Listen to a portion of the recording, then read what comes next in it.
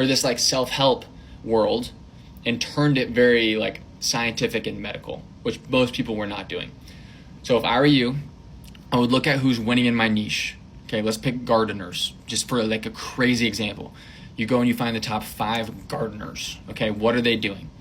Okay, there's a chance that, maybe it's a stay-at-home mom who also does like the whole homestead and, sourdough, and she's, very cute and has kids. Maybe you go the opposite example and you literally you're like a savage. You're like a crazy person. Maybe you're the one that like is all about cars and CrossFit and you love watching football while you water your plants.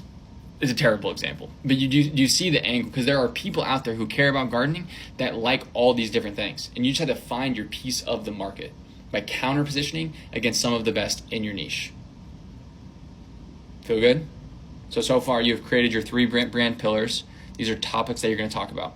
Now you've created how you're going to talk about them, the counter position against the others in your niche. Then the third thing is you need to be able to create a ton of volume. A ton of volume. I'm talking the minimum is 1 post a day. The goal is 3 posts a day. And why? Why should you do this? Not for reach. It is not for growth. It is for data. If I post 3 times in a day and I get a 100 viewed video, a 100 viewed video, and then a 400 viewed video, I have an anomaly. Okay, this is something that is in this book, Hardball, that I'm talking about, that I've talked about before, where true great marketers and business owners find anomalies. Why is something winning in their business? They reverse engineer it, why they think they might be winning, and then they double down on the principles. Okay, so you find the 400 view video, then the next day you try to make 3 of that 400 view video. Then your overall like bar rises. Now you make a 400 viewed video, 400 viewed video, and then an 800 viewed video. Okay. Let me go look at that 800 viewed video. What was it? Oh, I started talking about carrots. I think my fans might like carrots the most. Okay, we're gonna make 3 videos on carrots tomorrow. Boom, boom, boom. It goes 800, 800, 1500. Oh, that's weird. What was it in the 1500 video? Okay, I was talking about carrots, but then I started talking about the weight of the carrots. This is a crazy example. You just gotta bear with me. Okay, now I'm gonna talk about the weight of carrots tomorrow. 1, 2, 3, but now I'm gonna try to adjust a little bit. Let's go talk about the weight of the watermelon, which was one of my 100 viewed videos, but let's see if the weight is a win. Okay, the weight was a little bit of a win for the next day, but carrots are a huge win, weight is a huge win, now let's innovate again. So volume is not to try to get a bunch of reach, it's to have a really, really fast feedback loop so you can figure out what is winning. If you go look at my previous videos, what I'm doing is I'm looking at what is winning, okay? This hook of I think I just got rich. I haven't done it in a while, but I know that is a hook that is going to win because my very first video went viral with it. I had another video that went pretty viral with it. And then I do these long videos just because I like to do them. This is not part of the feedback loop really. But you get the concept, and what's going to happen is going to keep evolving. You're going to see more and more of the same stuff. I know if I talk about 40K in a month, my videos are going to do better, even though I don't even like really talking about numbers because my income goes up and down. Like, next month I'm not going to do 40K. I'm going to do like 26. Okay, like that's just business. But if my best month was 40, so I'm gonna keep talking about it, I'm gonna get back to 40. So there's just angles like that. You need volume, and you need to have a format that is really easy to produce. Okay, I literally sit here and I talk to the camera.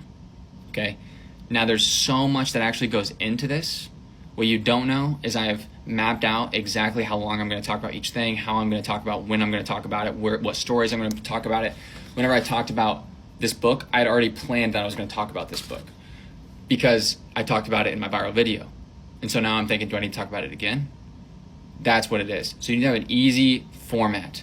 If you're a gardener, maybe it's you just literally post up the camera while you garden and you put a mic on you and you literally just garden while you talk. Okay? Maybe it's you cooking. So you get a top-down angle of you chopping up your carrots. You get a top-down angle of you pulling the carrot, and then you chop it up, and then you throw it in the skillet. Like just something that's so easy for you. Something that's gonna take 20 minutes max. This video took me 10 minutes to prep, 10 minutes to record. Now I move on with my day, I do this 3 times, I spend an hour of content, and it will change my life. Okay, that is how you build a personal brand to the first 10K. Brand pillars, topics that you're going to talk about, counter position, how you're going to talk about it, and then volume and data to get that feedback loop really tight so you continue to improve. If you do that for a year, your life will change forever. There's a quote that says you'll never have to worry about money again if you post content every day for a year. You can learn a lot about content by thinking about overall business and thinking about money as views. Study businesses, move it over to content, and think about views. In 1977, there was a paper company in Wisconsin, and their best clients were in Chicago. No other place was making as much revenue. You know, they had places in Minneapolis, Kansas City, all these different places. Okay, they thought it was because there was a salesperson in Chicago that was crushing it. So they gave him a bunch of money, but then they realized whenever he retired, a new person came in and it was just as good. So a new president came in and there was an anomaly. And he's like, there's something else here. And he exploited the anomaly. What he figured out is that it was same day delivery. He could get delivery from his paper company to Chicago the same day. So what he thought is, if I can do same day delivery to every place, or next day delivery, to every place, then we should have the same results. Put a lot of time and energy into it, got next day delivery to every single location in the United States within the region, and all became more revenue. Okay, how does this apply to content? When you make a piece of content and it goes viral, you need to learn how to exploit that anomaly. This is the biggest mistake I see big creators make, let alone small creators. Big creators don't even do this. They don't know how to exploit an anomaly. An anomaly could be anything from a 100 viewed video that goes up to 150 views the next video. That 150 viewed video is an anomaly, and you gotta learn how to exploit it. Here are 3 ways to exploit an anomaly whenever it comes to videos. Number 1 is you wanna look at the hook. You wanna break it down. And there's kind of like 3 things that you can think about at a hook. Was there numbers in it? Were there any keywords? And how many words was the hook? Okay? A sweet spot for hooks usually is 6. Okay, it's really hard to do. And I'm talking like the on-screen text right here. Like I'm gonna put some stuff right here and I'm gonna see if it works, right?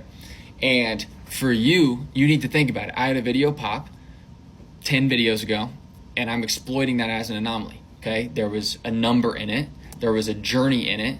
There was 3 lines. There were parentheses.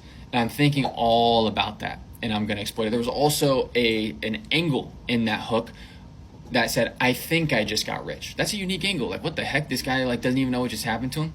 So I'm going to try to replicate that. So number 1 is the hook. Number 2 is the pacing. This is so overlooked. When you have an anomaly video, you want to go back in and chunk it. Break it into sections.